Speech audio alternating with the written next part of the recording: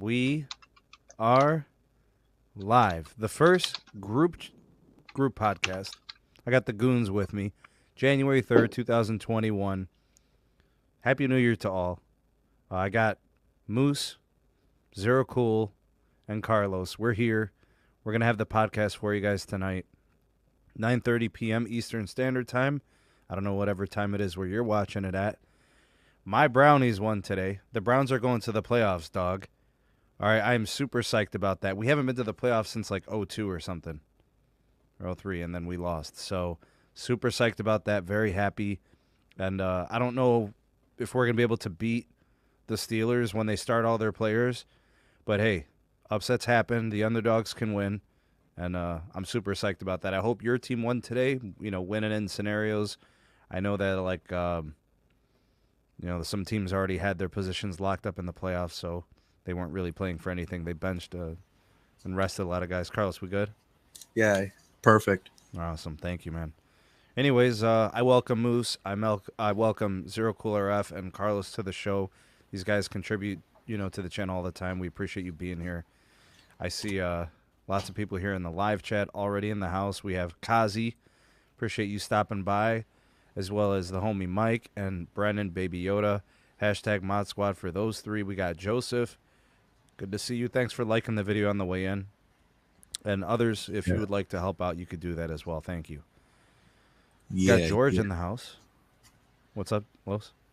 I know. I'm just saying, yeah. Man, the hour is to my right, man. It's Carlos, dude. Everybody knows that. Got Tone. What's going on, sir? Glad you could stop by, man. Adam is here. We got Gavin. David is in the house. We got Firewolf Studios in the house. Good, man. I hope you're doing well also. We got George. We got Stuggs. What up? We got Raw Entertainment. Bengals lost. Yeah. Well, the season had to end for them so they get closer to the new season. They got a bright future, dude. They got a nice young quarterback, couple nice pieces on offense. Revamp the defense a little bit, and hopefully next year will be better. What's up, Rich? Good to see you. Hashtag Form Voltron. Absolutely. Jonathan is here. We got Jared in the house. Yeah, amazing. And then, that's how you do that. I want to welcome the two newest members of the Patreon page. I want to welcome 267 Technologies. Also, if you want to check him out on YouTube, he's got a channel. He does a lot of network testing and phone testing. He's really big on hardware devices.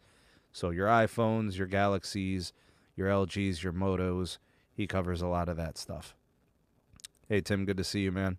And then let's also throw in one more patron. Andrew, welcome to the Patreon community. And if our next guest is ready, you can wave me down that you're ready. Sherri, welcome to you. Happy New Year.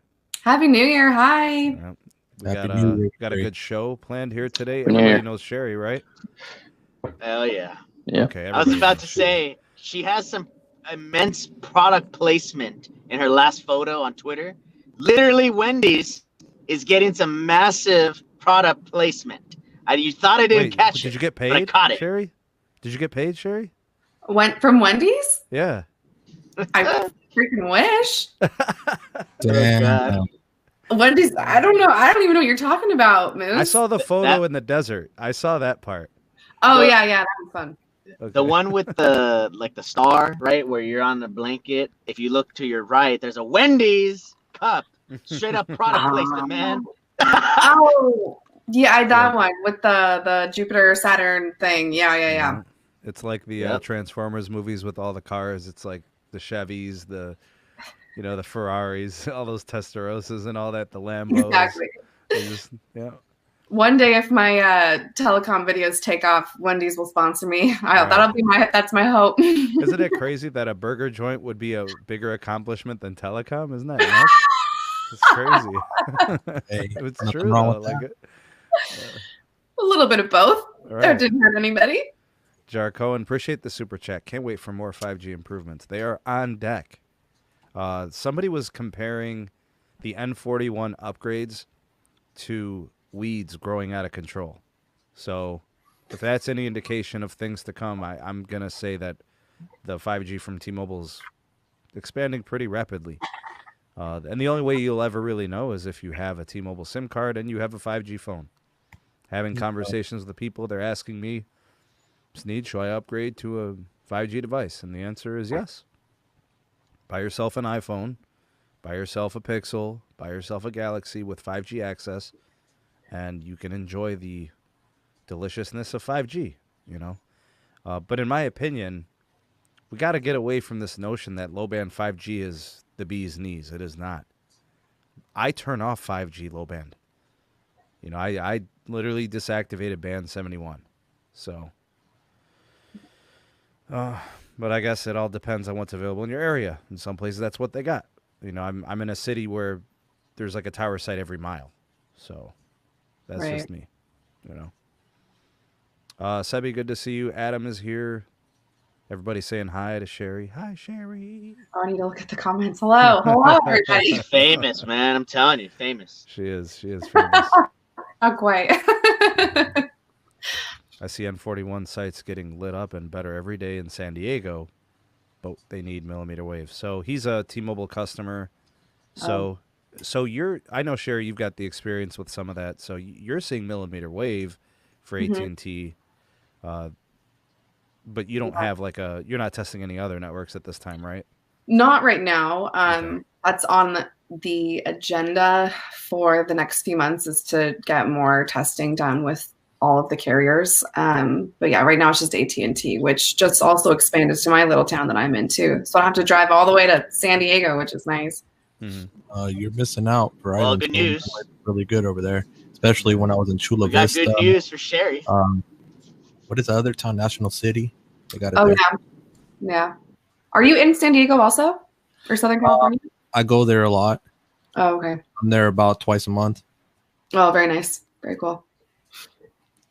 Hey, Nadeem, good to see you. We I spent a little time in La Jolla, so I'm familiar with that.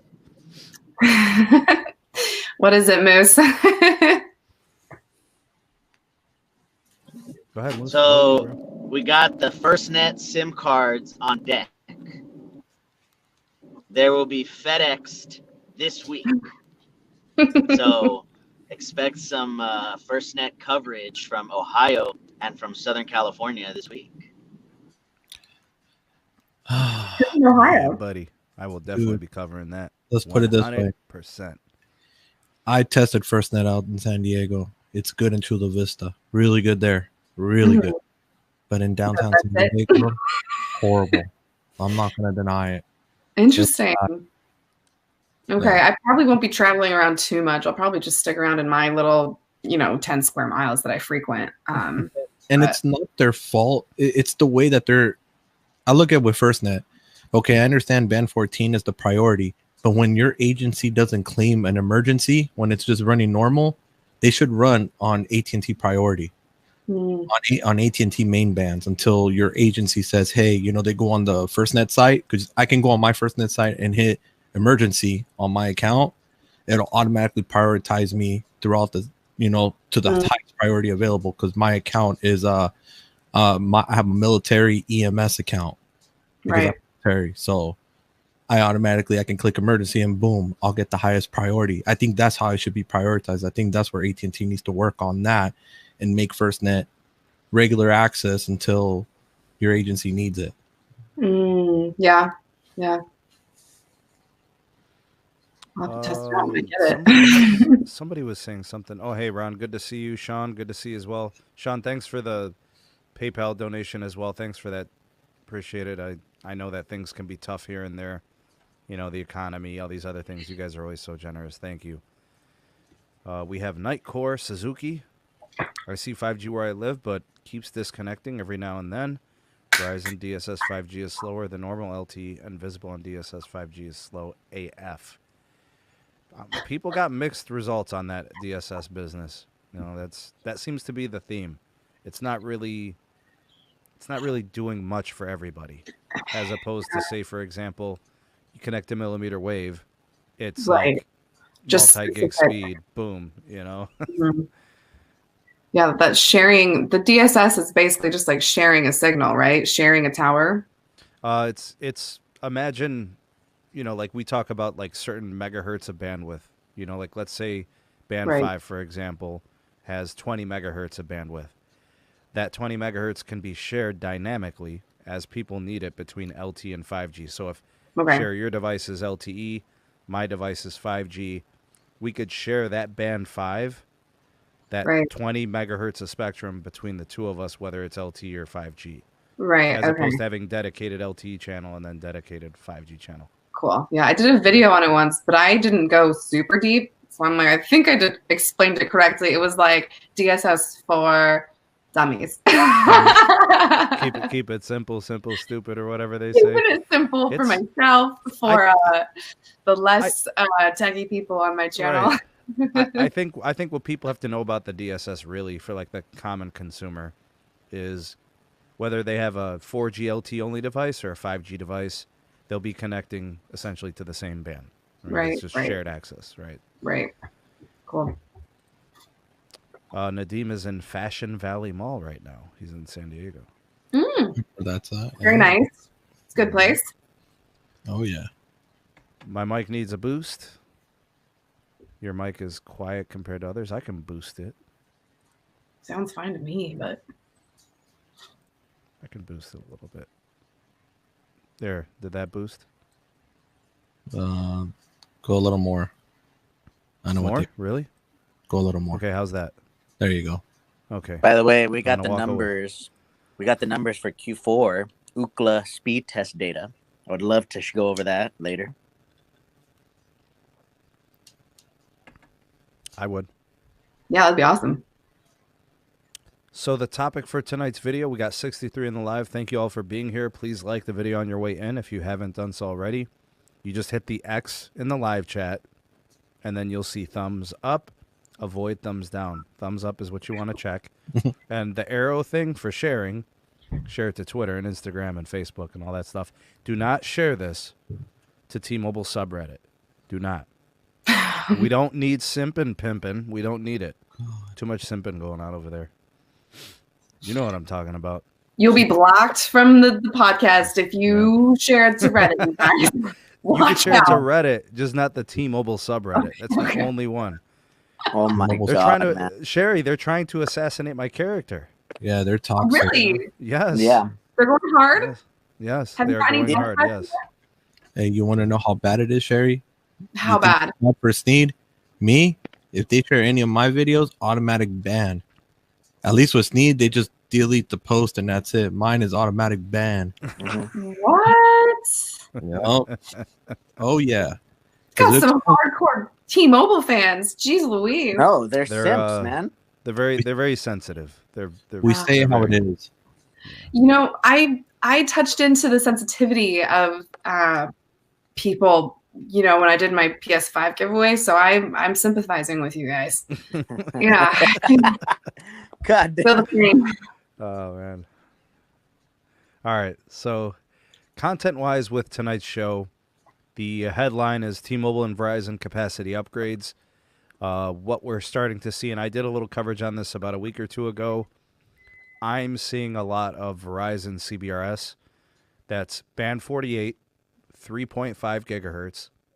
It's LTE. So I know a lot of people, it's all 5G focused now. And eventually band 48 goes 5G. It will. It'll be DSS'd, I think, and then it'll just go dedicated 5G channels in a couple years probably. But it's really fast. It's 300 megabits on a slow test. It's 400 or 500 megabits on a fast test. Carlos is testing it. Carlos, I think, is seeing it from T-Mobile, Yup. right? Okay. I'm not the seeing it hood, from bro. AT&T, though. But honestly, it's not great, but it's capacity upgrades where it's needed. So we've seen millimeter wave used in situations. Now we're seeing a lot of CBRS deployed. It's general access, so it's unlicensed. Anybody can use it. So like T-Mobile, Verizon, AT&T. But I'm not seeing any carrier using it here except Verizon. And that makes sense because Verizon has the biggest market share here in the CLE. So it's really good. It's fast. They're putting it in plazas and shopping strips. They're putting it in downtown CLE in the market district. There's a strip of street that's got like 2 grocery stores, 3 banks, an open shopping market, And it's got like 3 bars on one corner, 2 bars across the street, a couple of restaurants. There's a lot of people walking. There's a lot of cars. It makes total sense. They've put it in the perfect spot. It's on a rooftop, right? So it's kind of like blasting down at the, those corners. But I'm surprised they didn't just go with millimeter wave. But I think what happens is millimeter wave with the issues getting indoors, being close enough, they're still able to get the 3.5, the Cbrs. They're able to get it inside. It's fast. I'm getting like 425 megabits per second average on the iPhone 12 Pro. And I was getting about maybe 360 or 370 on my Moto Edge Plus. It's fast. Carlos, you want to tell us about your testing on it? Well, I was testing T-Mobile CBRS, and there was a street called Brecken Avenue in the hood here in Vegas. Like literally, it's in the hood, and there was only one node in that street, and then you would go across the main street on Maryland Parkway. Then on the other side of Brecken, there was one, and that's it. Now they've expanded it to that whole area because T-Mobile Home Internet is offered there, because CenturyLink fiber was the only option there, and that's it. So now they got T-Mobile Home Internet there, and it's impressive. Don't get me wrong. They've expanded it a lot in that neighborhood, and they're still doing it too. They even got LAA up there, which I hate to say this. It's sad to say, but CBRS and LAA are doing way better than N41. FYI. No. Yeah, but the thing that is not true. That's not true. No, this is no. This is no. It is I, Senator Mitch McConnell from the Senate, showing you need a 5G device. Bro, yes. He sounds like that guy from Batman. The guy with the mask. Bane. Bane, I know, right? Yeah. The CBRS with T-Mobile, I was surprised. I was connecting as a main band 48. No AWS, no PCS, no other native bands except for main 48 aggregated with 2 48s, which I never heard of CBRS being used as a primary band. It always has to be with either a PCS or a AWS. So this was actually kind of shocking. And it did well. 60 megahertz did way better than 75 megahertz with N41. I was getting about 325, 350 megabits per second on N41, 60 megahertz N41, 20 band 2, 10 band 66. So that's like 90 megahertz. Okay, so 60 megahertz of CBRS only was getting me about, the max I got was 475 by 10. All right. What's the range? What was the range you were seeing? I'm getting about 1,000, maybe 1,500 feet. Ooh, like 2.5 blocks, 3 blocks. I was getting way more than that, dude. I was getting about a half a mile almost. What? Yeah. That's pretty good. That's going to help those people. So they're going to, you said that they've got home internet going on over there?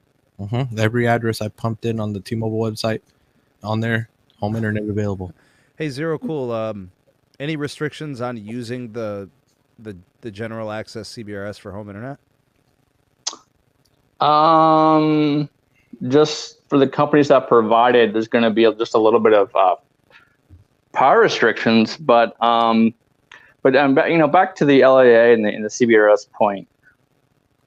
Most T-Mobile sites don't have the 41 combined in it yet, right? So that's going to get a lot better as the builds, in the next couple of years when the builds continue and stuff. But as far as the GA, there's just we need to have providers offering that, for high-speed internet, and as soon as that happens, I think we'll continue some real competition. But there's just just the power restrictions are going to just be a little bit less than what licensing CBRS is. Okay. So when I connected to N41, it was 40 megahertz of N41. Then it was 20 AWS, 15 PCS.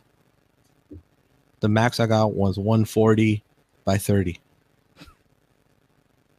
I was doing better on LAA. When I did LAA, there was 580 by 30. So here's why that matters. The speeds you're talking about, Carlos, are very LTE-ish. You know, that's what people are used to getting with LTE. You know, if I'm connected to whatever combination of band 2, 66, 13, band 2, 66, and 12, band 2, 66, and 71, all this LTE stuff, it performs like that, right? Yeah. People are going to have a hard time understanding why are they naming this 5G? Why are they telling me to upgrade my phone if I'm seeing similar speeds to LTE? You know, like you have to justify it. Like Sherri bought herself a new iPhone 12. You know, she's going to speed test and see the same speed she saw with her iPhone 10. She's going to say, what the heck what did I upgrade for? Why did I spend the $1,000 to do it? You know? Yeah, I thought about that. I'm like, and what I've been telling people and my videos and whatnot is don't upgrade because you're going to get a 5G phone. Upgrade because you like the software. Upgrade because you want a better camera. Upgrade because your old phone sucks and you want the newest one out there. But don't upgrade because it has 5G yet. I think maybe by the end of the year it'll be more relevant. But I mean, right now, I have an iPhone 10. I just wanted the newest one. So I upgrade. And also, you know, I have a YouTube channel where I can test these speeds. So I'm like, this is helpful for me. But the average consumer, no. So anybody who's in an iPhone 11, they probably didn't feel compelled to upgrade to the iPhone 12. Yeah. And a bunch of people asked me, I have the 11. Do you think it's worth it to upgrade? And overwhelmingly, I was like, no, don't.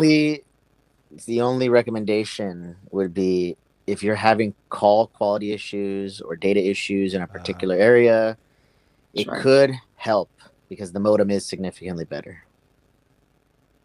Thanks for the donation, Tone. Appreciate the super chat, buddy. Looks like you got that worked out. That super chat situation. You got 2 of them. Thanks, man. Appreciate you, buddy. Yeah, the Intel modem. I did a live stream on Periscope to my parents' house. I take the same route to go there. And back with the iPhone XS Max, I used to cut out. The Periscope would completely just disconnect. Well, now instead of disconnecting, it just lagged. That's an upgrade. So that means the Periscope live stream stayed connected, even though it was connected poorly. It didn't, just shut down completely. So I was happy with that because as soon as I got a little closer to the small cell that I was approaching, it went back to 1080p. It was great. Yeah, so I awesome. could tell you the cellular is improved in the new iPhones, 100%. Not just the signal, but I think also with the speeds. Carlos is a huge iPhone guy. He loves the iPhone. I actually don't like the iPhone per se.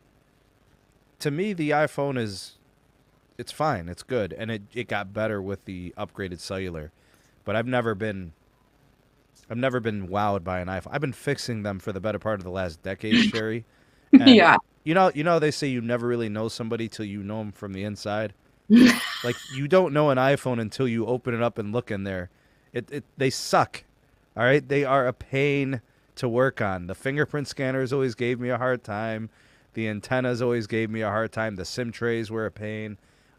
Charging ports always going bad. I was always replacing batteries. The screens break the moment you drop them. Carlos argues with me all the time. He says he drops his and they never break. Bro, I literally fixed the same screen on the same person's phone 4 times. Like, they called me back. They're like, I broke my phone again. Seriously. That's the crazy part. I've dropped even this 12 Pro Max. It's already fell from a 3rd-story condo to the concrete, and it has not broke. I know. I'm serious. It fell out of my pocket, and it just boom. Were you like on a balcony? Were you just hanging out half outside the window? Like, what was the purpose? This is the worst thing that happened. Was my case just kind of sheared a little bit in the corner where it peeled. That's it. That's amazing. Wow. Did you see that video of the guy flying in an airplane, dropped his iPhone out the window and found it just perfectly fine in the sand by a beach? No, I didn't get to see that one. I'll have to send it to you guys. I don't know where to find it, but my iPhone screens have never broken either. So I'm right there with you, Carlos. Is that with the Find My iPhone feature turned off or on? On. I think it was on, and then they just landed the plane, went searched by the beach, and they found it. Nice. And it filmed the whole thing. It was pretty cool. It was nice. Yep. So the the iPhone does have pretty much every radio band that you would require. So all the stuff we're talking about tonight, the band 48, CBRS, whatever else we discussed, it's all there. I was kind of like when I was testing the CBRS for Verizon, I was getting about, like I said, about 1,000 feet to 1,500 feet effective range. Kind of approaching that 1,500 foot mark. It was a little weak. It started to drop. Like the RSRP was like minus 110, 115. So then you're going from like 400 megs down to like 100. Right? It's barely connecting. Bro, there's no power to it. I really hope it moves to a high power situation, because then I think it's going to help more people. One of the things I'm having trouble with N41 with T-Mobile's 5G, their mid-band, I'm getting half-mile effective range. It doesn't matter if I'm indoors or outdoors. It's a half mile. Yeah. And everybody sends me photos, and everybody tells me they're getting N41 to work from 2 miles away. I just can't even fathom how that happens, because I can't get it to work beyond a half mile. I've proven it in live streams, and I've shown it in my testing. I pinned the location where I was tracking. I put it in the GPS, so you could see it on the map as I'm driving. I'm 0.6 miles away, and it's not connecting. It connects at about a half mile. The further we can get it to reach, the more people it's going to help. So if I'm a half mile away, or if, Carlos is a mile away, or Moose is a mile and a half away, we could all connect to that capacity. I don't understand. Where are people getting this 2 mile range? Where? I tested 15 sites here. Does 15. It matter? Like high band, it's like not very strong. It doesn't go through buildings. Are you in a place where there's like high rises, like lots of buildings around you? It's on a high where rise. The signal. It's a rooftop site that has like 12 floors, maybe. I can answer that question. So the reason why other people are getting further range is, it's just due to density. So basically, your neighbor site has to do extra pole to get that that band 41 signal. So basically, the speed test, or I'm sorry, the range test that other users are showing that are getting the higher increase in speeds, like the 600 or 700 megabyte. That's due to density, and that's farther range. Again, density. You can't, like your phone.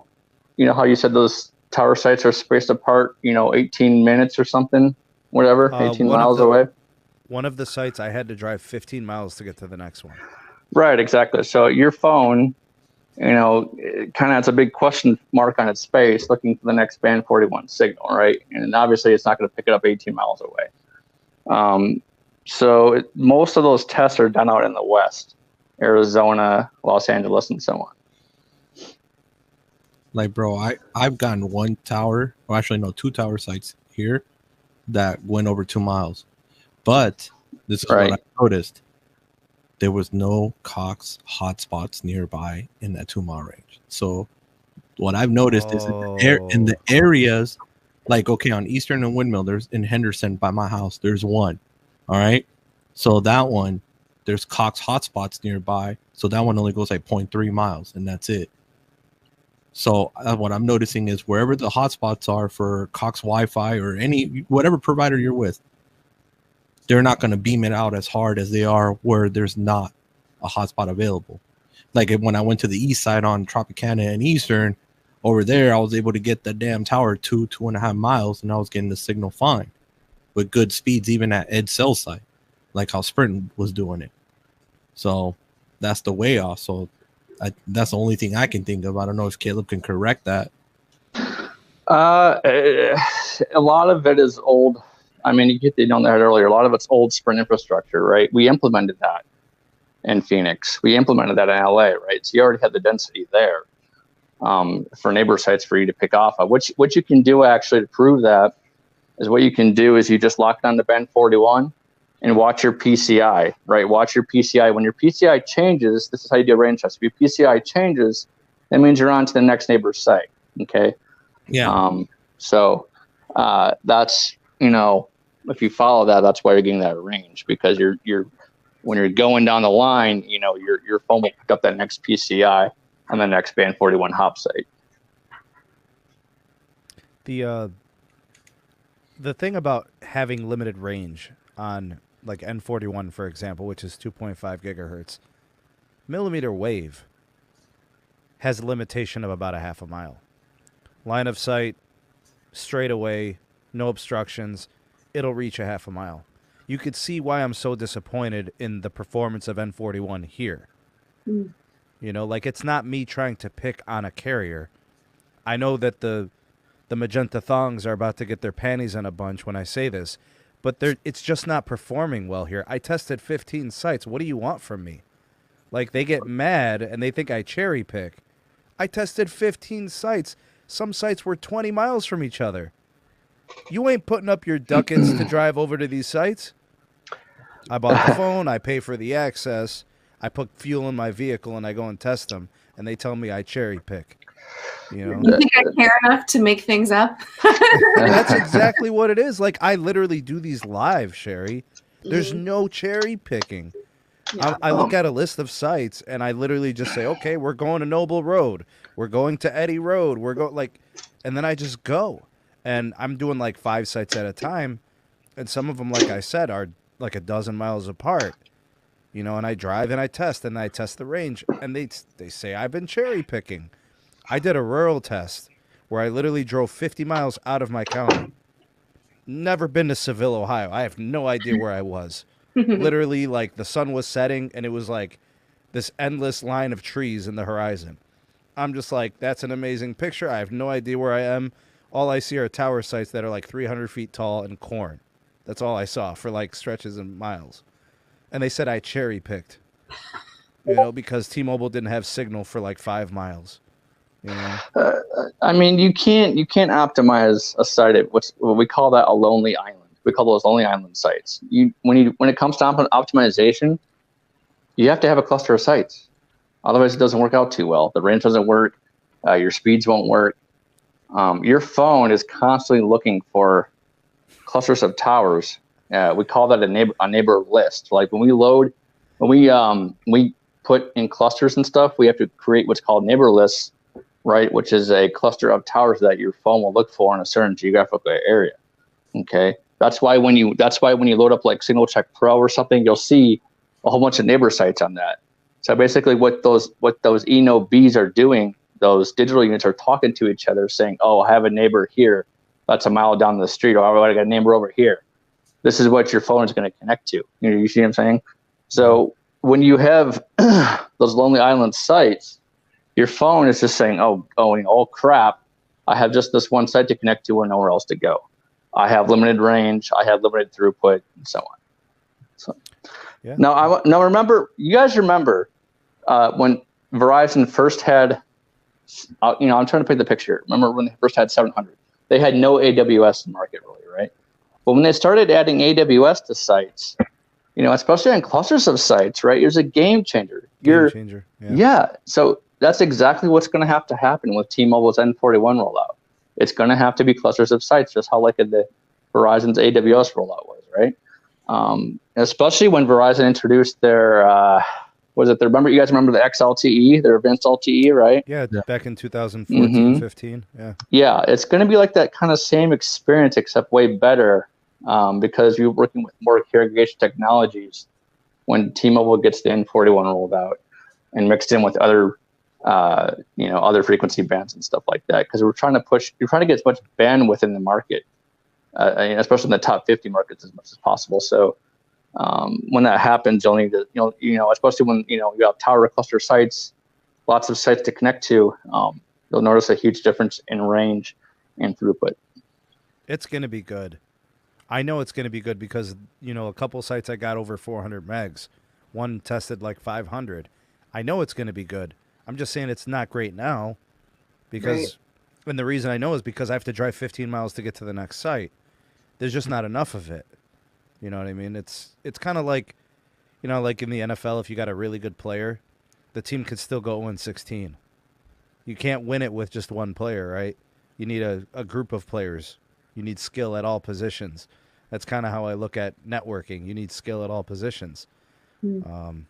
And these sites are showing what it can be. It's showing the potential. It's just not pulling through for the win yet. It's like, yeah. Hey, Sneed, Yeah. you're underestimating with millimeter wave, bro. Because I've been actually lately. I've been testing. I've been mapping myself. The best I got was 0.8 miles of range before I really dropped. good. I've never seen it honestly, but And I got I've gotten up to half a mile, gig. Carlos. I was still getting 1.52 gigs on that site at edge. What were you getting when you were close? When I was getting close, 3.2, 3.5 gigs. On T-Mobile? No, on Verizon millimeter wave. I'm honestly the only 5G that amazes me that I'm actually excited to even go and try to hunt for it is Verizon's. Sure. To be honest, millimeter wave is the only. Well, even AT&T's too, because they're starting to get really good on their millimeter wave. Yeah, Sure. It's pretty impressive.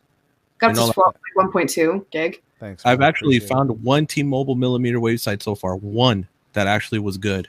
One out of Thanks, all the Magenta many. Speed Testing. Appreciate the donation and thanks for the support. Appreciate it. My dude Josh I'm a there. T-Mobile fan. He's a good dude. He's not one of the hateful thongs. He's not one of them. The thing I've liked about the millimeter wave evolution over the last year and a half has been watching millimeter wave go from absolutely having to have line of sight and being close to at least Verizon and AT&T, because I've tested both of them extensively. You actually don't need line of sight. The signal will bounce around a little bit, right? So like when I'm in the parking lot at the bakery, for example, the node is around the corner behind the next block, and it still picks it up. So I'm not in line of sight. I can't see the node, but it reaches. So I'm impressed and happy that it's more functional than people first said. There are still people today that say millimeter wave is a useless technology. It's not. It's an effective capacity layer. It's going to have its time and it's going to have its place. In fact, we're talking about 400 megahertz channels and 800 megahertz channels. Right? Nobody has midband to do that. So millimeter wave can do that now. Right? So if you need it in certain situations, it's going to do it. I also wanted to throw in that what's encouraging about millimeter wave is the fact that they are, like, we were talking about, like, growing like weeds. It's everywhere. As I'm driving around the bakery, as I'm turning corners, making a right here, making a right there, it's on every other corner. So they're serious about deploying it. So it's not them, like, half-assing it. They're legit. They believe in what they're doing with it. And I did the math. If Verizon charges $50 a month for that home internet service through that millimeter wave, all they need to do is sell it to 20 homes on that street. Because there are these small homes by the bakery. There's 20 homes on each side of the street. If Verizon was to convince half of those people, we'll give you gigabit speed for $50 a month, I think 20 homes would sign up for the service. If they were paying $50, that's $1,000. It's costing them $17,000 to put up the nodes. In 17 months, the node has paid for itself. Now, what if more people signed up for the service? What if the people kept the service for 2 or 3 years or however long? It's profitable. If it's costing them $17,000 to install a node, which that's what Samsung is charging them now. I see a lot of potential as the channels are widening between midband and millimeter wave to generate some new revenue and some new business angles, right? So the LAA situation, I've only tested one site, LAA, the band 46, Carlos. It's really weird placement. It's actually on a pole at a gas station. Yeah. It's pointed at a car dealer, a CVS. I think there's like what's that men's haircut place? Not Best Cuts. Sports Clips. There's a Sports Clips there, and then I think there's like a pizza shop. That's all that's really on that corner. It's such short range. I think maybe a few hundred feet, and it disconnects. But it's fast. It's like 600 megs. So that's how the LA was here. It was like about 1,200 feet. I was getting like 400 or 500 feet tops, man. Not even, maybe 300 feet. But it's fast. 5.2 gigahertz. It's like Wi-Fi, basically. That's how I compare it. And even like the frequency, like Wi-Fi is 5 gigahertz. It reminds me a lot of that. It looks like just a regular small cell. I think maybe it's anchored by band 2 or something. They're using band 2 or band 66. What carrier is this on? It's Verizon. Verizon. It's going to be on 2. The mobile uses 66. I like millimeter wave better than those. Like if you're going to go low power, you might as well go hard or go home. You know, give me multi-gig speed if you're going to give me short range.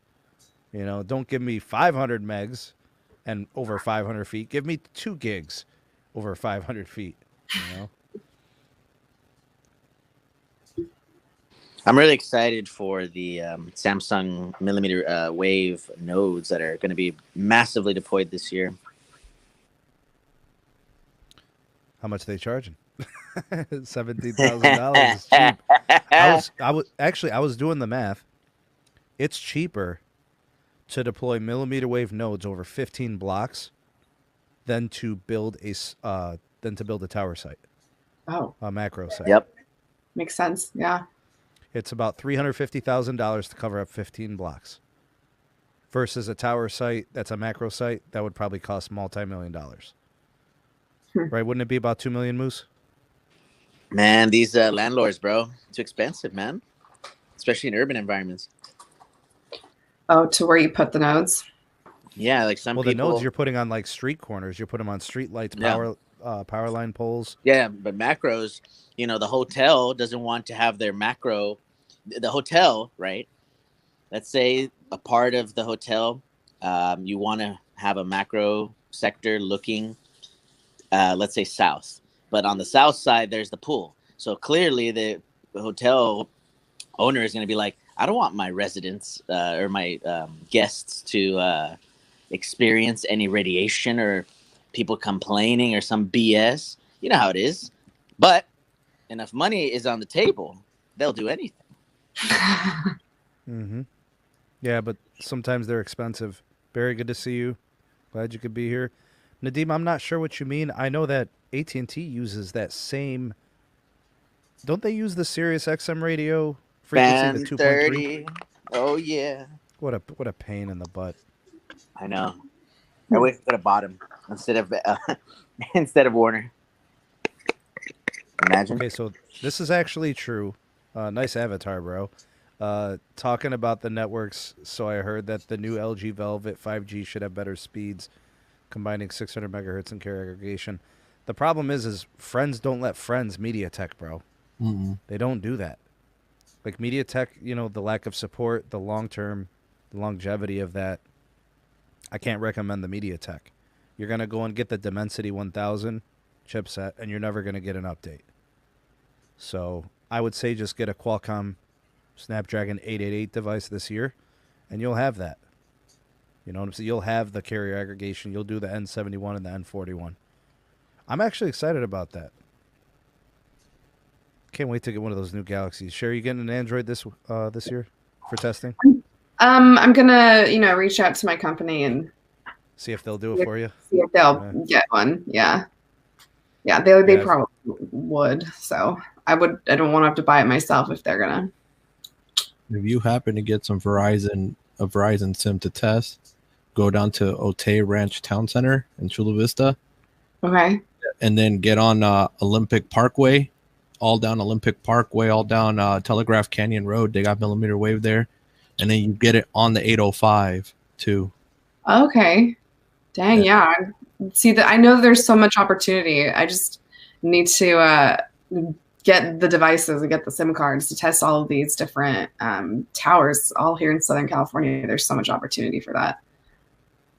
You already have a little experience. You kind of know what you're looking for, Well, like because you've already tested the AT&T. You know what they are. And yes, yeah. putting them.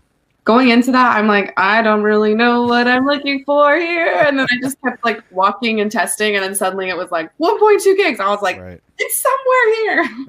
Yeah. Zero Cool. You remember in Columbus when we were testing? Oh yeah, this is the thing. For millimeter wave, there's some cities that are better than others. It's just it also depends on, the permitting how many small cell nodes is the city going to initially allow, right? And how much money does the city feel like they need to get from the carriers? It's kind of like a politics game, especially when it comes to small cells. Towers, not so much, because you put up a tower, it covers a large area. The cities don't really care, but cities are way more concerned with small cells, given the placement, being close to businesses sometimes, and especially residential areas. I have no problem if they wanted to put a small cell on top of my house. I'm telling you. Yeah. But Sign they me better up. cut me a check. Yeah. Would this is the question that we should be asking the audience, right? The guests, right? Would you, for $500 a month, put a small cell on your roof? And they give you fiber. They got to give you the fiber. Yep, and they Yeah, give they're you running fiber. fiber there. I definitely would. and if my bill's taken care of, I got 7 lines, bruh. So yeah, you gotta make sure I'm taken care of on that side too. And iPhones, I want iPhones. That would be cheaper. All of that would be cheaper than paying a hotel or paying a business. It is. It's Yeah. true. I wouldn't ask for 500. Of course you would, Pete. Come on, man. Everybody asks for 500. Yeah, at least Please, 500. the bare minimum. Right. You never know what you get. You come in high, man. 1,500. See So- what happens. Are you guys ready for the Ookla speed test data? Mm-hmm. Oh man. Oh, alrighty. Okay, so I'm going to preface this by saying that this is a combination of LTE technology plus 5G technology, which includes millimeter wave and sub-6. So, as of Q4, Verizon took the top spot in the mean, which is the averaged speed test. AT&T came in second. T-Mobile still in third place. FirstNet, then Sprint. We already have preliminary numbers of Q1, which is very surprising, very telling. It's like 2 weeks in. Q1. 2 weeks. It's only been 3 days. Yeah, it's the I'm third. sorry. It's been a long weekend. I don't think you ignore me. There's a ridiculous amount of Verizon speed tests, and I believe it's because there's more millimeter wave showing up. So people are doing more millimeter wave speed tests. Yeah. We're at 45,000 Verizon speed tests to T-Mobile's 43,000. AT&T at 32,000 speed tests just in the last 3 days. Wow. Okay. Damn. So don't you think it's a testament to their advertising? No. Don't you think it has something to do with NFL Sundays? 5G ultra wideband, 5G built right, Verizon this, Verizon that. I mean, they've been doing these ads for a year. I don't think it's the advertising. I think it's honestly when the person on their phone sees on the top right, ultra wideband, they're like, "Oh, what is this?" It's a new iPhone. Yeah, but they also bought the iPhone too, and when they bought the iPhone, Mhm. the seller said, "This is an ultra wideband capable device. Look at what it could do." And last I checked, Verizon's putting nodes in all their stores. So they Right. saw that, and now they're like, all right, I got to go find this stuff, or I can't wait to test this when I'm out in, I don't know, whatever market, Minneapolis or Chicago, whenever they're on the Magnificent Mile. I know they've got it loaded. All right, I've been there, bro. I saw the bean. I know there's nodes by that big old bean, in Chicago. I know there's nodes, all over the CLE, dude. Every time you turn, there's a node, Now, preliminary numbers. Did I go over the Q1 already? You gave us the order. Just the but you didn't give us the how many values. stats? Okay, so in terms of the average, I'm going to give you just the names again. Verizon, number 1. T-Mobile now has gone from number 3 to number 2. AT&T is 3. FirstNet is 4. And Sprint is last. Why are they This is counting for the Sprint, Q1? dude? This is, preliminary numbers just in 3 days of the average. However, it's going to get very interesting because if you go to the median, the same Q4, and then I'm going to do Q1, it goes AT&T, FirstNet, T-Mobile, Sprint, Verizon last place on the median. Then preliminary numbers of Q1, T-Mobile, AT&T, FirstNet, Verizon, Sprint. So the median can be explained pretty easily. Mhm. Verizon's LTE is congested, and their millimeter wave is a freaking NASCAR track show. You know, that's really what that is. Mm-hmm. Their LTE is feeling the strain. Their spectrum starved, and the millimeter wave is fire. Right, and it's probably buoying some of those values. Right, the average and mean or whatever. Mm-hmm. How fast is Cox right now? The answer to that is no. That's how fast it is. No. Something interesting that we should mention, preliminary numbers of Q1, all carriers on 5G only, on the averaged value, are above 100 Mbps. That's new. That's very new. Yeah, but low band 5G sucks, dude. I know, but I'm saying on average, all 5G now in the United States is above 100 Mbps. I believe it. Took feel them like long enough. Yeah. I mean, we've had LTE that's, you know, God, if I run a speed test anywhere in the CLE, more than half the time I'm doing better than 100 megs on AT&T's LTE. Yeah. So I was going to say, on a good day, I can get some above 100 right. just on my LTE. So, they should be proud of themselves with their little low band 5G. Good for them. It's bare minimum. We're here for it, but it's bare minimum. Right. You know, that's like saying, yeah, I can walk and chew gum at the same time. Good for you. Good for you. Most people should be able to walk and chew gum at the same time. All right. Anything else interesting? Yeah, so the next one that I wanted to go over is, I know we were talking about this need, is flagship devices, right? Do people actually do speed tests on day one or on day two of them getting their new phone? And apparently that is the case. On October 23rd was the launch of the iPhone 12 and 12 Pro. Massive amounts of speed tests, okay? Massive. In the 100,000 for combined all three carriers. Wow. Again, in November 13th and November 14th, another massive jump because we had the iPhone 12 mini and 12 Pro Max. Right. Over 200,000 tests just in those 2 days. So it just tells you that people were hungry to upgrade, but not only did they upgrade, they also did speed tests in mass.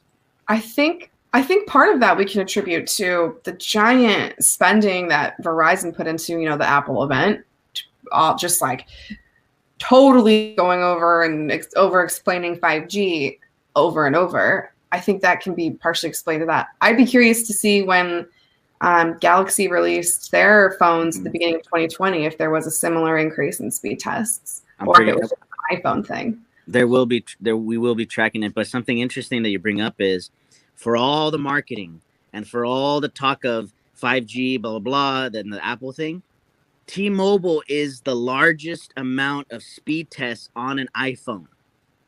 This is a fact now. Every single time I've seen the trend, T-Mobile is significantly above Verizon.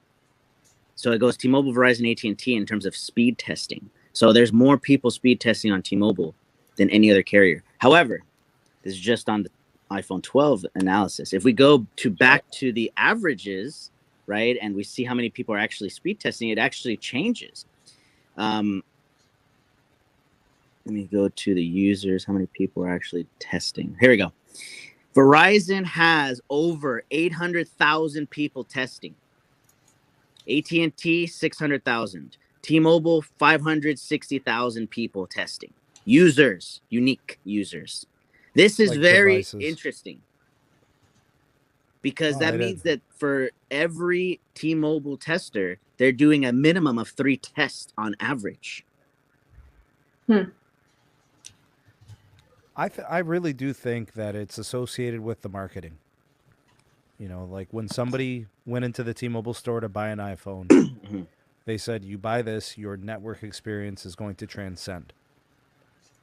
So they spent the $1,000 on the Pro, or the $1,100 on the Pro Max, or the What's the regular one? 800, 7 something. Well, what's the mini? $699. $699. See, so they're gonna be like, well, I just dropped all this money. They told me 5G this and 5G that. Let me see what it's doing. So I think they're getting these phones. They're coming out hot out the box. They're like, hey, I'm gonna see what this thing could do. You know, and they're testing. And I bet you they probably don't launch it for a while after that. You know, like a new shiny new toy. You know, you play with it for a while and then you put it away until you get the next thing. Mm-hmm. Yeah, I was going to say it's two awesome new things at once. You get a brand new iPhone and you get 5G. Better than 4Gs is 5Gs, obviously. Yeah. You know? What's next? 10G? You get 9 of them first. Remember, you got to do the counting. We got to count counting with lows. Don't some countries already have 6G or something crazy like that? God, I can't believe it. These conversations. We've been hearing that term get thrown around. 6G. It's nuts. I mean, Yeah, very interesting stats, huh? That's pretty interesting. I didn't think that the Verizon folk were so into speed testing. Mm-hmm. I thought that was like a T-Mobile folk thing. Mm-hmm. Because, you know, you like the T-Mobile subreddit, the, you know, Twitter, you know, you look at speed testing, it's a lot of it, you know, based around network tech enthusiasts. It's the loudest carriers, T-Mobile. So they're bragging about their network. You would feel like more people would be testing for them, you know, to reinforce claims or confirm or deny whatever it is. Now, I know you'd appreciate this stat, Steed. You always look at the trends. You're a very analytical guy. You asked me the last time, on average, is this trending up or is it trending down? Has there ever been a time where they've been doing more speed tests than this? On all three carriers, this last quarter was the most tested quarter by far. It's a 5G thing. Yeah. Yeah, I don't think the 5G marketing has ever been this high either. Yeah. What do you think, Carlos? What do you think is could we attribute all this testing to? Well, people are curious to see if they're getting what they pay for, man. Yeah, think about that too. It's true. I mean, could you imagine if you kept your old phone, Lowe's, speed tested it, took your SIM out, put in your new phone, and it got the same speed test after the guy in the store sold you on the new, faster phone? You'd probably throw it back at him. Get this out of here. You throw it back. I don't want this, man. Oh, bro. Yeah, you know I'll do it too. I've done it before. No, me, I get kicked out of stores. Yeah, well. Bro, I think we need to think about it like this, though. We knew that T-Mobile would be exploding in speed in Q1, right? In terms of the analytics, because there'd be more N41 sites. Sure. I predict that the top two carriers, in terms of mass expansion of the coverage, AT&T, Verizon, they're going to lessen their talk about speed this year because it's not a measure of network quality, it's a measure of network capacity, speed.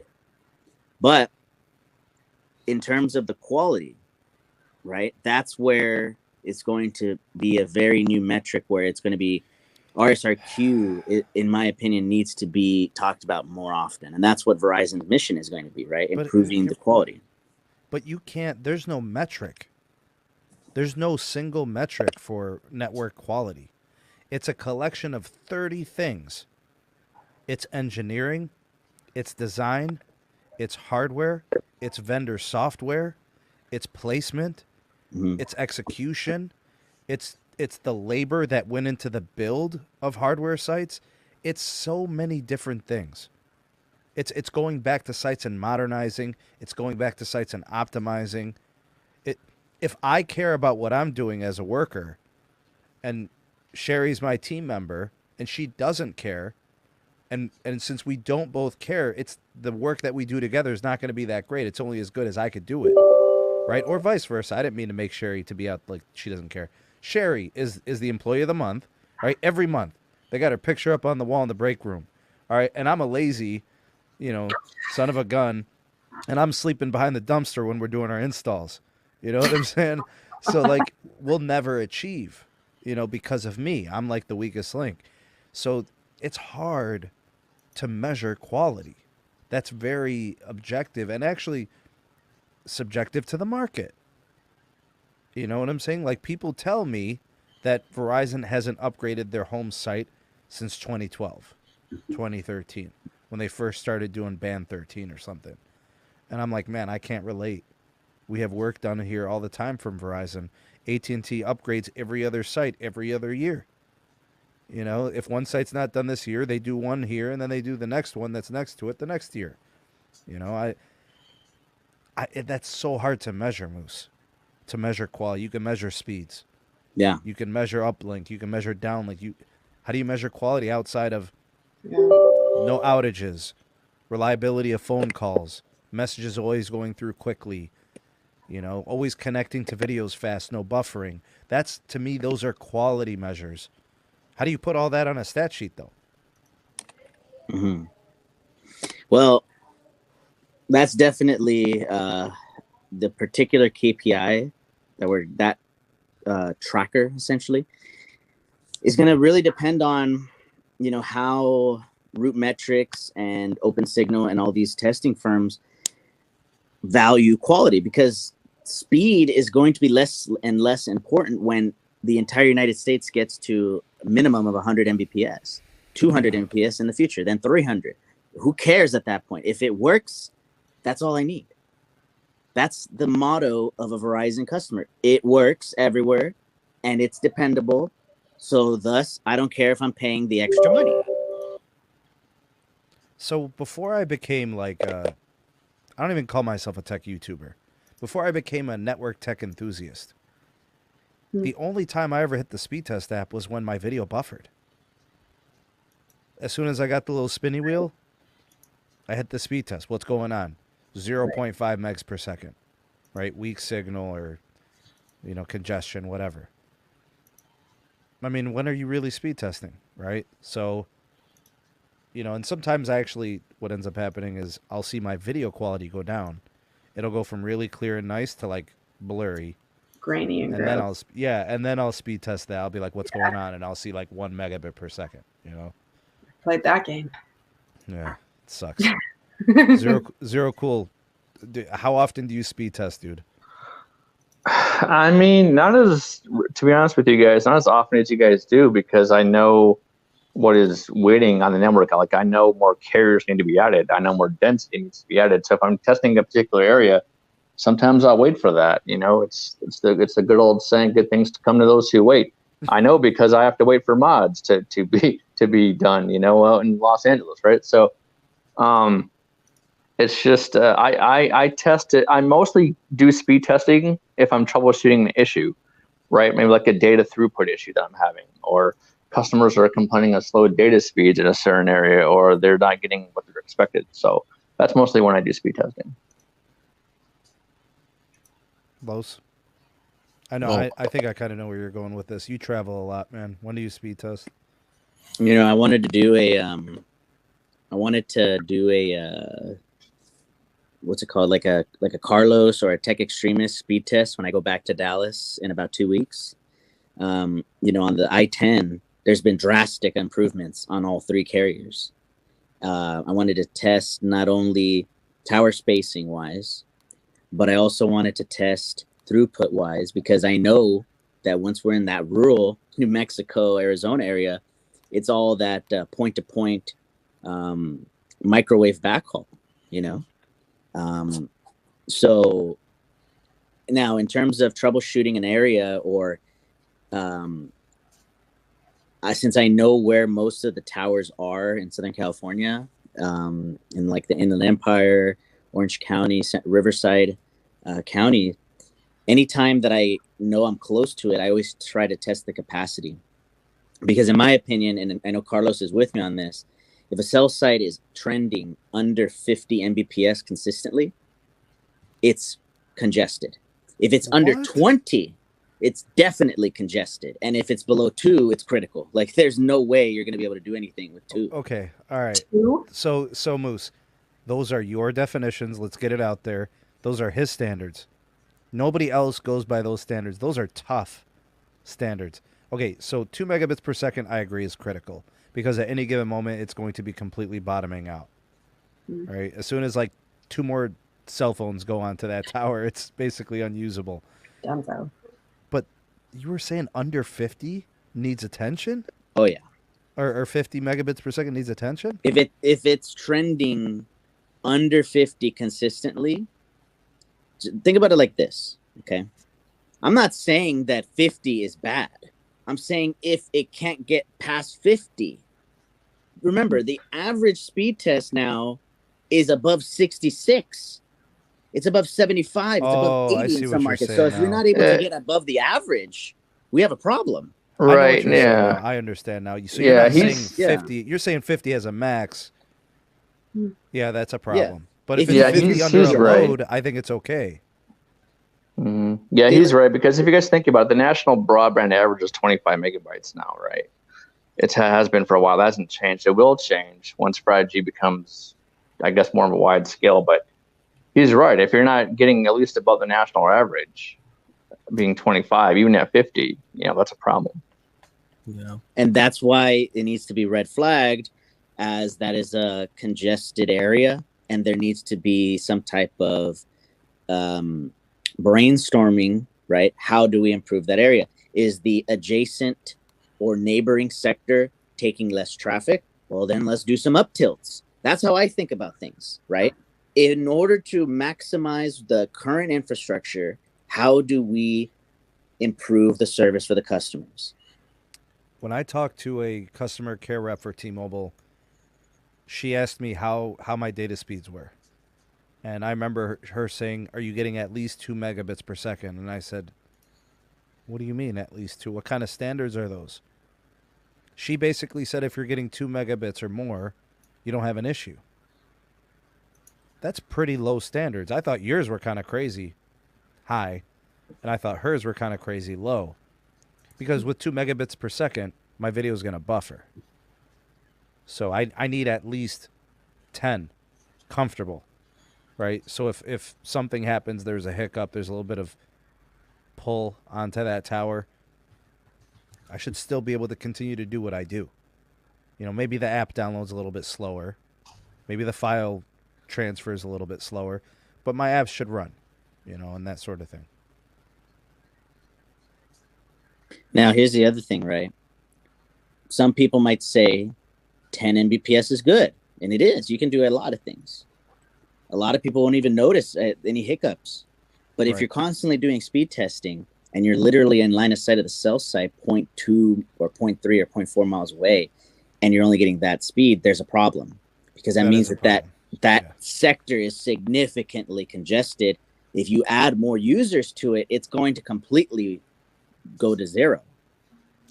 Well, you got to have, I think, some fair amount of headroom. So if Moose decides to have a graduation party for his cousin and invite 200 people, right? 200 people that normally wouldn't be on that sector or on that node or whatever, tower site. Yeah, it'll be noticeably slower because, they're going to be on Snapchat and Instagram and Twitter tweeters and all of that good stuff. Everybody's going to be doing something with some bandwidth, Or let's take an even more realistic, like a real world every single day type of a problem.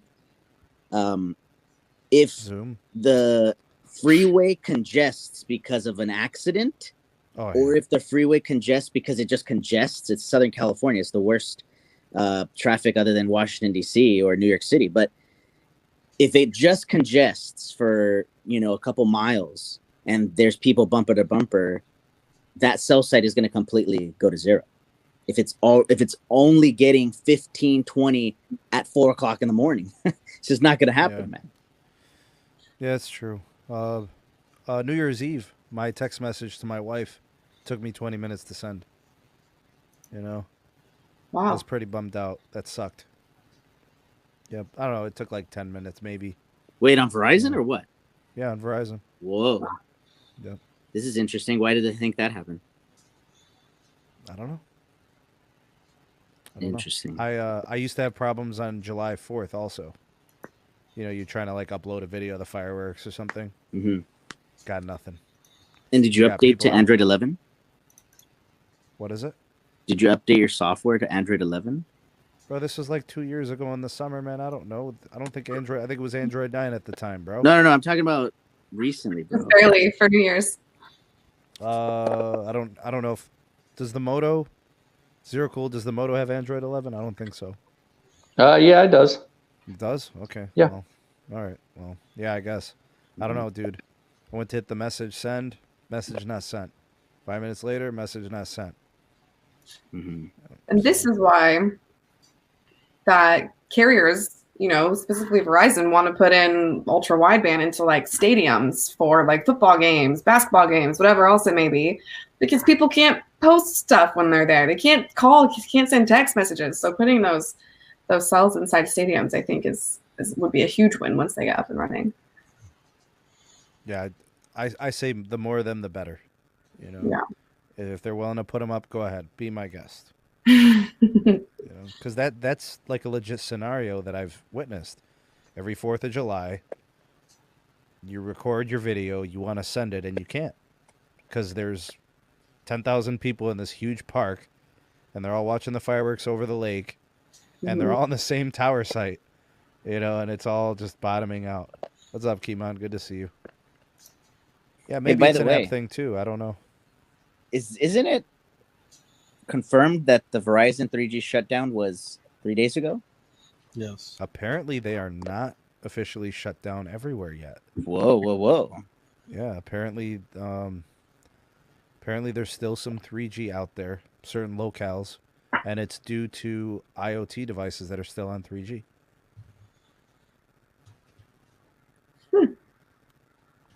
Interesting, because I thought it said first it was December 31st, 2019. Now it's end of 2020, and now we're in 2021. So Some people are reporting that it's been shut down in their market. Some people are reporting that they're still sending calls and receiving calls over 3G in certain markets. So, Keon, that's kind of sort of a loaded question. It really just depends the scale of the upgrades. Is the tower just being modernized for the same antennas, or is it receiving new carriers? For example, like maybe it's a T-Mobile site that's band 2 only. It's going to get band 71, band 41. Right? That's multiple sets of antennas. And it's going to need a fiber backhaul upgrade too. That's a lot of money too. It just depends.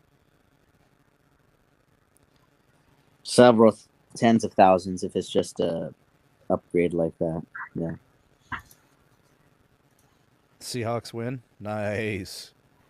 Russell Wilson going for another Super Bowl.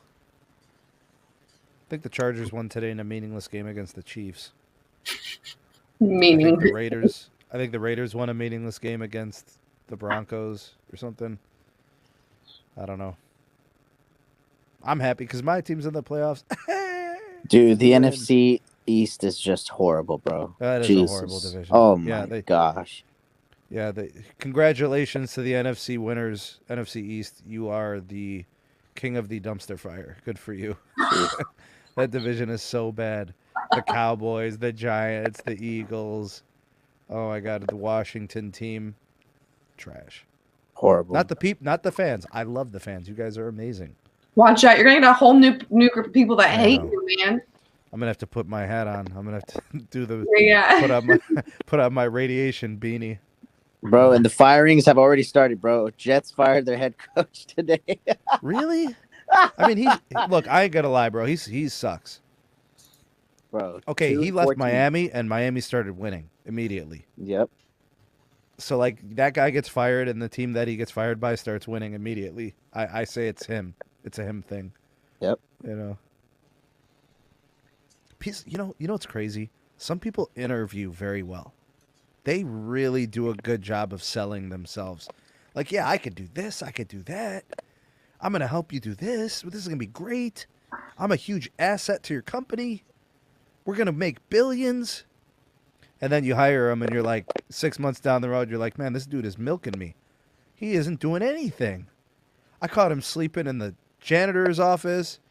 This dude took a 3-hour lunch last week. Like, he hasn't done anything but made problems. He's got a sexual harassment lawsuit with the lady from HR. Like, what? I got to fire this guy. Just go back and play back the interview, though, how he sold you on that, right? I think the guy from the Lions, too, Matt Patricia, the old offensive coordinator, defensive coordinator of the Patriots. Mm-hmm. I just need 1 year of NFL salary and watch what I do with it. Just give me 1 year. Carlos, what would you do with 1 year NFL salary, bro? Damn. Could you flip it? I could double it. Yeah, I could double it for sure. See, that's what I'm saying, dog. Oh, come on, Pete. Really? And then give me a Huracan and we're good, bro. Hey, by the way, so a lot of people have been asking, what's the plan for your channels in 2021? Dang. All right. Well, Ooh. I started a second channel, Sneed Sports.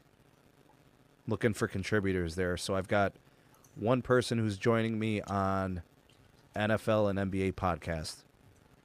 I'm looking for contributors who could also create content.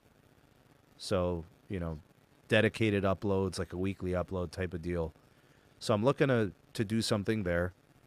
In terms of this channel, I'll be doing more speed testing. I'll be doing more network testing, more of the Speed with Sneed segments. I will be getting the new S21 series device. I'll probably get the Plus. So that way I can get, a lot of that new cutting edge tech that's coming with, the Snapdragon 888. I also want to get a second iPhone. Just, so I can have multiple carriers on 2 iPhones. And I don't know, man. I really think, I enjoy the speed testing and the network testing more than the stories, the news updates. Because what ends up happening with the news stories and the updates is 50% of the people that comment in the videos appreciate my commentary, not just my analysis, right? But they also appreciate my opinion. Then the other 50% of people hate my opinion and just load the comment section with, "You're wrong, you're an idiot, you don't know what you're talking about." Yeah, so I'm just like, you can't win. There was I don't know if this is the case. I don't know, Sherri, how much commenting you do, like your replies and stuff, but I went 2 months without replying to a single YouTube comment in any of my videos.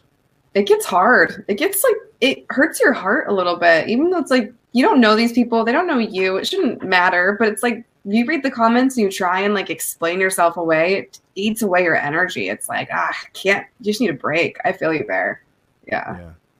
I do have good people though, in the community. Like I said, the 50%, oh, for sure. Keon, for example. Keon supports me on Patreon. He always comments in my videos positively. It's always a legitimate, thoughtful comment. But some people come in, you're cherry picking sites and you hate T-Mobile and you're just jealous because we wear pink thongs and this and that. And I'm just like, dude, what is your problem? Why are you tripping? Just say what you need to say without trying to disrespect people. Right. I got to ban people, and I don't like doing that. I had a hater, a troll, who I kind of fed into it. He was trolling me, right?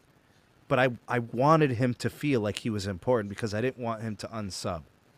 And I wanted him to watch all my videos. So I would feed into it on purpose. He would say something, and then I'd be like, and I would just put a smiley face, or I would put an eggplant, or I would put a pile of poo or whatever, an emoji. And he would hate it, and he would keep coming back. Yeah. And then I stopped, and he disappeared. Yeah. And I was so upset that I lost that hater. Right. He was watching the content. You know what I mean? Another one more view. Yeah. Anything for a view, man. Damn. So yeah, I don't know. I'm looking to improve my video, so I'm gonna invest in a new camera. I've invested in some new lighting. I got a little bit more coming with the lighting. I wish, so Carlos is in Vegas.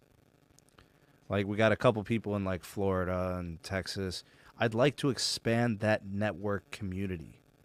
You know, so I've kind of put some feelers out there for people that are in other places that could contribute. But some people aren't comfortable in front of a camera, and some people don't really want to make content. So it's been a little bit difficult, and it's really niche here.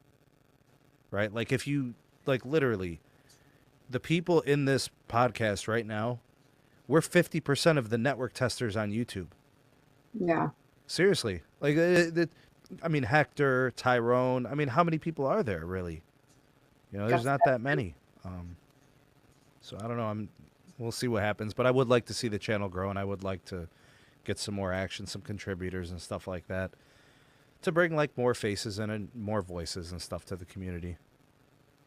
And you have to get all, multiple carriers. It's complicated. Yeah. Yeah. I It ain't carry cheap, around I'll 4 tell you that phones, much. man. Mm-hmm. Sherri, how many phones you got? I have a single phone. I remember when I had a single phone. Yeah. And it turned to 2, and then it turned to 3. Yeah, that's what's on the agenda for this year is, I have written out a strategy of a bunch of things I want to accomplish this year, and that's part of it is just expanding. I mean, I've made tons of videos on specific plans, specific carriers, but I haven't been able to test out the networks. And I've been called out a bunch in my comment section. Like, well, you didn't even test it. You're just telling me what the site says. And it's like, you're freaking right. So this year it's kind of going back over it all. And I'm like, now I'm actually testing it. So that'll be like increasing phones, road tripping with Sherri. Oh, road damn. tripping with Sherri. Whoa. Exactly. This is going to be a lot of miles, man. Carlos does it all the time, man. Yeah, it'll Sorry, be. Lavendi, I missed your comment there, buddy. Sorry about that. Yeah, the mileage adds up quick. Oh, man. I remember when I got, because I was driving my Beamer for a while, my M3, and then I got it with 700 miles. And in less than a year, it went from 700 to 38,000. That's just in one car. Then my other car, I have a Mini, and that one, what was it? When I started doing this, it had 22,000. Now it's at 117. Yeah, That's a lot. they rack up miles. quick. Lavendi, if you could, Just in one if year. you have any recommendations for cameras? I'm in like research stages. I don't even know what type of camera I want to get. What for your or webcam? brand. So I want a versatile camera that that's kind of sort of portable, right? But I also want to be able to use it for, production as well. GoPro. So. All right. Well, I'm accepting recommendations for anybody that has experience with video cameras and. I mean, I would say DSLR, but because you can hook them up on the computer too. But if you want light portableness, GoPro. How does Whistleout feel about you testing, Sherri? I mean, they're all for it. The more I do, the more content. I mean, Whistleout kind of just they set me loose. I'm basically in charge of whatever I want to do. So as long as it's a decent video, get content out, they're stoked for me. So proud iPhone owner. I have had Hector, Tech Extremist, on the show before, and I've extended the invitation. He could come on here whenever he wants. He's a friend of the show. He's been on at least a few times. So if he ever wanted to come back on, he most definitely could. Merch? You guys would buy my merch? I'd rock some Sneed merch for sure. So hoodies, t-shirts, shorts, socks. Anything with Pickle Rick on it. Yeah. Give me a trucker hat. I'll rock that. All right. Michael, thanks for the super chat, buddy. Thank you. Appreciate it.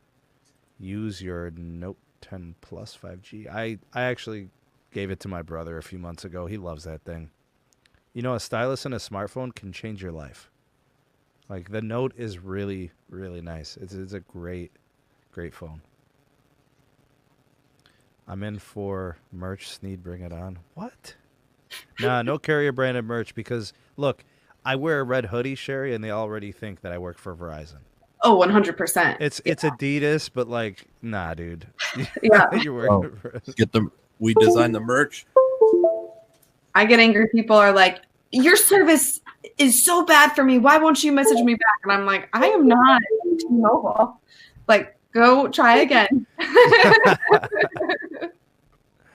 Wow, they really want the merch. What the heck, man? Y'all are crazy. You really want the merch. Bro, there's definitely ways to diversify, bro. We already talked about the OF. I will do a shirt that says, yeah. Hey, Sherri, you notice that pops up in your live streams a lot? Yeah. The yes. There you go, Sneed. We can print out the merch right there, the stickers and all that. Bro, seriously? The Go, decals bro. and all that? I got the machine right here. John, see, this There is we why go. our people don't have anything, bruh. We are not doing SMT merch pink thongs. It is not happening, bruh. No. You can bottle up. You can bottle up. I'm ready, bro. I'm ready. Oh man. He's shilling for Bell. Come on, man. Is that because I wear the blue jacket, the track jacket? Oh my god. Phone is a camera. Well, no, I mean, I need a camera that I can connect to my computer, not because I can't connect my interface to my phone. So the audio is always going to be tingy and shallow, and sound like I'm Logitech's- recording it. Yeah, Logitech webcams are good. I have a Logitech webcam and I hate it. Oh, okay. Never mind. I mean, it's good for a webcam. You spend $60-$80 on a webcam, but I'm looking for something to produce content seriously. I know it's going to take more to invest in something, as a better performer. Like, this is cool for my Zoom meetings and when I, do lessons and stuff. My students don't even I don't even think they even look anymore. Like, oh, he's talking again. Oh God, they just go to sleep. Half of them are in blankets on the couch anyways. I don't even care. Can't believe it, bro. Dude, I heard a kid 2 weeks ago. I heard his Xbox turn on. And I almost snapped, bro. I'm like, you really think we don't know that sound? Bruh, I'm 37. I've had an Xbox for 20 years. I know that sound, dog. He's like, my bad. He turned it off. My bad. No zebra thongs, none of that stuff. Cut it out, guys. Come on, man. Come on, we're trying to be respectable here. What would that look like? Ooh, I got some updates. Are you singing, Ooh. bro? Go ahead. What? Sounds like you're singing. Go ahead. Let's CBRS, bro. Testing it. Okay. Memphis, Tennessee. Parts of Mississippi. The whole state, actually. Parts of Biloxi? it. What happened? Biloxi? I have no idea. Columbus, Ohio, south side and west. Dayton, Nashville. You're getting colder, bro. Oh, You had me at Columbus. hold up. I got something interesting here. Cleveland, Ohio, CBRS. What? Yeah. All right. Well, looking forward Time to to that. I will look it definitely up. test that. But anyways, It's not easily found. I've stumbled across like 3 sites of CBRS. John, thank you, man. Hashtag SMT Habibi. Yeah. You guys are funny, man. I definitely think hashtag of the year for 2020 was hashtag Ravioli Gang. That definitely was hashtag of the year. You do hashtags? Sherri, you got anything for your live streams or anything that you do?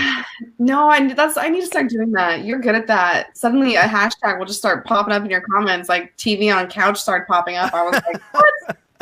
Did you get that on your Did you get that on your last live stream? Hashtag TV on couch? I think it popped up once or twice on my Nice. last live streams. I For honestly sure. couldn't believe it. I was like, what?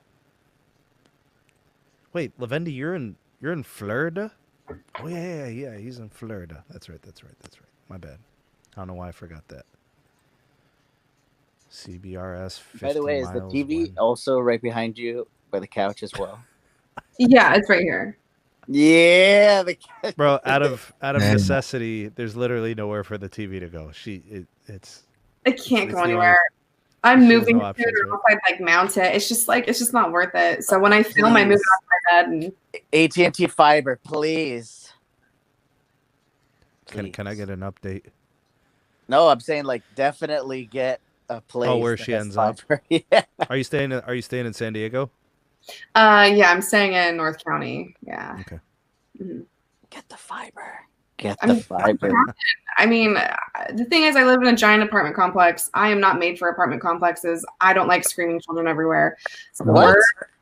we're trying to move into a house, and I don't know how many like residential areas, just housing areas, have fiber, AT&T fiber. But I will try to move to a spot that has specifically AT&T fiber. That'd be so amazing. That'd be so amazing. See, people need to.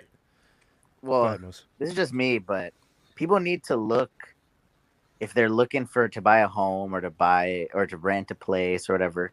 Look at where your internet provider is at that location. I mean, people think of the aesthetic is more important or whatever. I mean, yes, it is important, of course, and the resale value is even more important for the investment. But if I'm going to be living there for 3 years, 4 years, I need to have good internet. And if Cox is there, I'm out. I'm done. Dude, I'm out, bro. Yeah. Okay, let me tell you what happened here with my house. We saw the Zillow listing. We came to check it out. From the outside, nothing special. It's fine. It's cute or whatever. That's what my wife calls it. She calls things cute. I don't know. All right.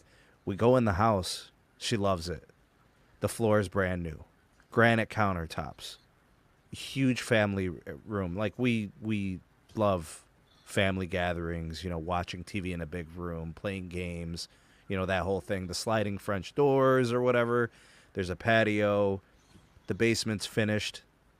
The bedrooms are great. The master bathroom is tremendous. It looks like the kitchen. It's great. She's sold, right? Me, bro.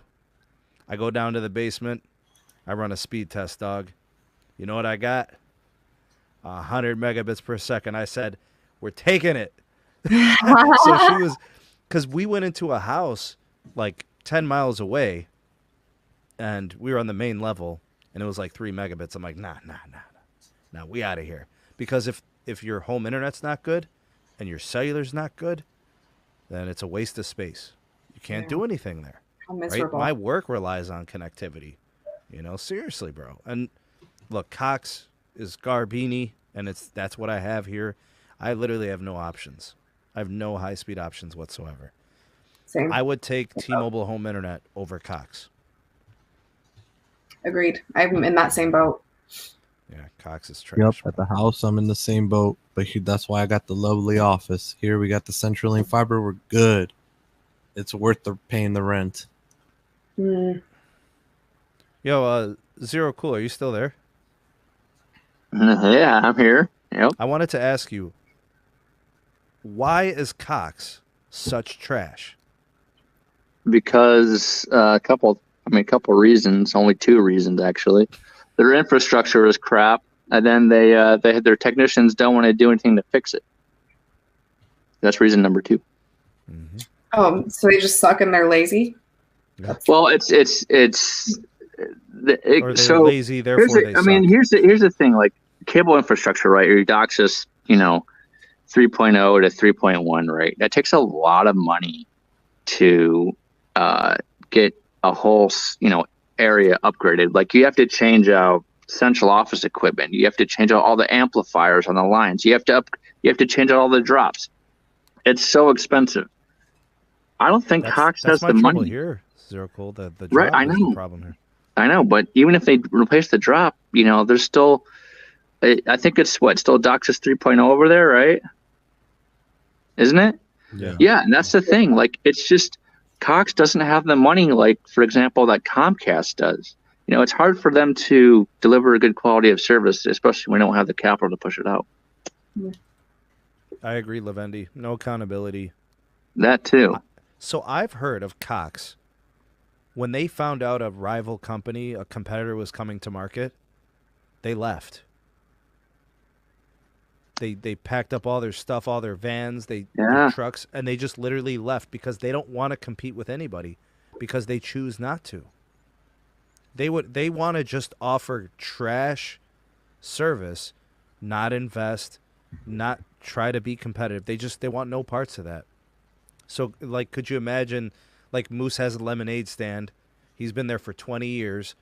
I'm going to pull up within a few miles of his lemonade stand and build my own lemonade stand, and my lemonade tastes better, and I'm going to sell it for cheaper.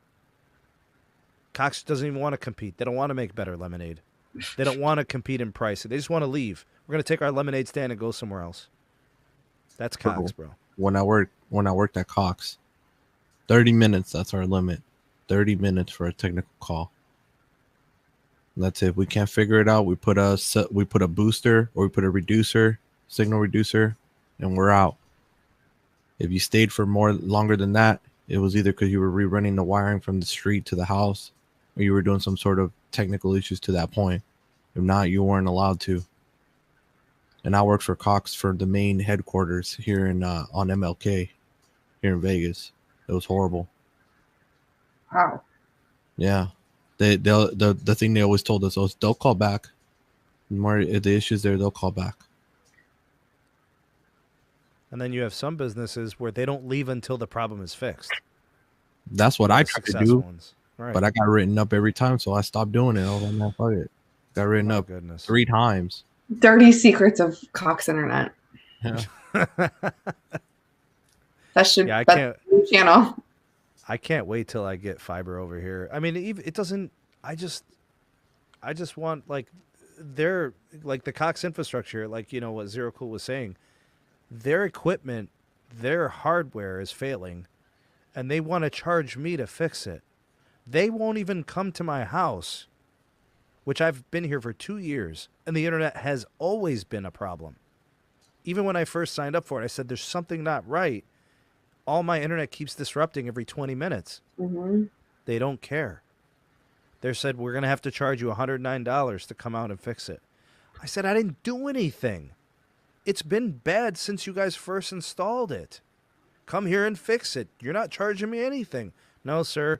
We got to charge you $109 to come out and fix it. I'm not paying. I ain't paying, bro. Oh, I found out the reason why they do that. It's because in case it is something that's your fault that you caused, like let's say that made it mess up, then that's what they'll charge. But if they find out that it's because the wiring is bad from the street to the side of the house, then it gets refunded instantly right after the call. Carlos, But that's bad business etiquette. You don't charge the customer first, especially when the customer is reporting the problem from the moment he moved in his house.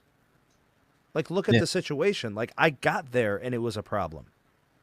It didn't become a problem while I was there. It pre-existed. Obviously, even the person who was there that lived in the house before me probably had trouble too. Bro, it's terrible. My Cox is horrible. Every 5 hours I get an email from my Nest camera saying that it's offline because the connection dies. So I just ended up plugging in the AT&T Nighthawk. I gave up. That's what I do. I'm literally using, a rigged, Nighthawk Verizon solution. What am I supposed to do? I literally can't live stream on Cox. That's everybody's like, oh, Sneed's Optimus Prime again. Sounds like a robot. I'm just like, great. I can't do anything. I reset the modem. I reset the connection. I change the channels. For the birds, bro. Yep, they're horrible. You don't need fiber to have good, reliable internet, but you just need a competent internet provider. Right? They're just going to make your connection solid. But it could be coax. I mean, how many times we had conversations with Adam? No radio. It's all right. Yeah, I got Spectrum 1 gigabyte business class, and that's over coax. That's good. I don't look at problems with it. See? Yeah. Yeah, a few of my coworkers at Spectrum as well. Works flawlessly for them. It's just not available in the area. Sherri, you had the same issue with Cox then out there. Correct. Oh, no. Phoenix, Arizona is the only place where I've seen that Cox works exceptionally perfect. Only place. Guess where I'm not moving anytime soon. Phoenix. Phoenix. Right. I miss Scottsdale. I love Scottsdale. Oh man, I'm going back. At the end of the day, I still blame the FCC for all these troubles. Come on, man. They're not holding anybody accountable. What is their job? Aren't they the regulatory body for this? Right. No. But you want to come out here and yell at T-Mobile for outages, but you don't want to hold these cable providers accountable when people can't even do Zoom calls. Dude, I swear, how many times my students, I ask them a question, and I call on them randomly, and then they sound like this. And I'm like, what is going on? Can't even do 2 megabits per second on uplink. You know, these, or have like a solid connection. You know, just a reliable one. Right. Bro, Ryan is correct, bro. That Ryan B, his comment where he said, I'm still using AOL free 1 hour dial-up CDs. Man, bro, you have a better luck with dial-up, bro. Straight up. do you guys remember Blockbuster used to have the free CDs? Mhm. AOL, you get like 40 hours, 50 hours free. Anybody? No way. For my time. No way. I used to mean- bootleg that, bro. Create a new What account. was before your time, Sherry? I don't remember. Dude, I mean, I She's was. not going to remember that. I'm only 27, so What are you talking about? Okay, hold up. When do you remember having internet? I remember always having internet, but for getting CDs from Blockbuster to have internet or like whatever. I don't. You guys are really talking about that. I have next to no clue. Mm-hmm. Ladies and gentlemen, Yeah. welcome to Generation Z. Ladies and gentlemen, This. look, I am 28 years old, and I still remember getting a goddamn DSL TD in the mail, and I'm like, what the hell is this? You know, and then very quickly though, within like 2 or 3 years, actually maybe even 2 years, it was DSL, like VDSL, which was 3 or 5 Mbps consistent, and I'm like, oh, okay, now we're talking. Then Charter at the time came in with DOCSIS 1.0, which would gave what, like 25, and whoa, that was like a whole revolution.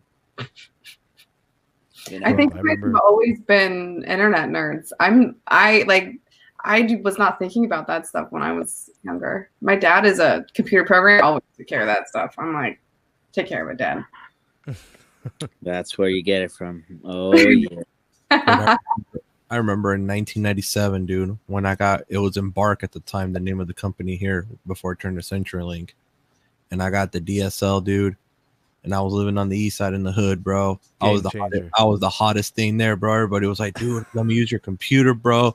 I can download on Napster the music faster, bro. Yeah. Bro, it was like, come on, man. I was Hold like, on. Los, give me you 10 remember- bucks a session, bro. I got you, Los, you remember the T1? You remember T1 Yeah. lines? bro. You used Dude, to go to I had Napster. You could download a CD in like 12 minutes, dog. Yeah. Too, bro.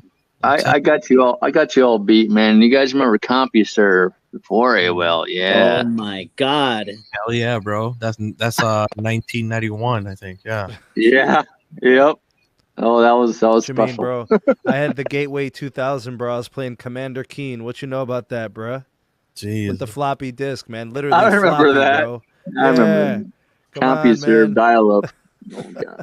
Bro, this is wild, bro. We're Apple talking. IIe's. I was learning how I to don't even type. remember CompuServe Don't- that well, bro. Don't make me hit you with the number munchers on the Mac, bro. Bro, Oregon Trail, dog. We used to play Oh Oregon my Trail. I used God. to get malaria, bro. I used to get malaria all the time, Yeah. dog. Mumps, malaria, Yep. dysentery, bro. We were dying from cholera. Like, it was With crazy. my rattle. We struck a chord. Sherry remembers getting on the Mac 2 in elementary school. I remember that. Oh Yeah. yeah. Bro, we used to have to cross the river. And like your oxen would drown. Your son would pass away. It was horrible, bro. Like, who invented that game? You'd go into a river and get cholera. You know, it was terrible, bro. Bro, I remember them days with the AOL, bro. When you had the second line, bro. Because I remember I used to have only one line. You need a second beat, line, bro. Yeah. It cut that thing off. I was like, damn, dude, I was about to get my swerve on. This thing messed up. Man. Like, damn. Dude, it used to piss me off, dude. One day I just, you know what, man? Screw this, man. So I called up this, at the time, what was it called? It was before Embark. It was Centel. Yeah, Mhm. before they changed it over. So I called him up, bro, pretending to be my dad. I was like, hey, we need to add another line here. Dude, and it was the same. Dude, they hooked me up, and I got it at the same price, bro. So I was like, hell yeah. So they're never going to know the difference. Dude, Nice. So that's how we were doing it, bro. All right. Well, before we go down memory lane too far, this rabbit hole, I actually have to call it a night. I guess I have to go to work tomorrow. It's What? unfortunate. Yes, I must go back to work. The holiday season is officially over. What? Yes, it is Yeah. over. So I have to educate the youth of America. So I want to thank Sherri for coming by. Thank you for being here, Sherri. Big Of course. shout out to Sherri from Whistleout. You're the best. Moose, you're the best, bro. Thanks for being here as well.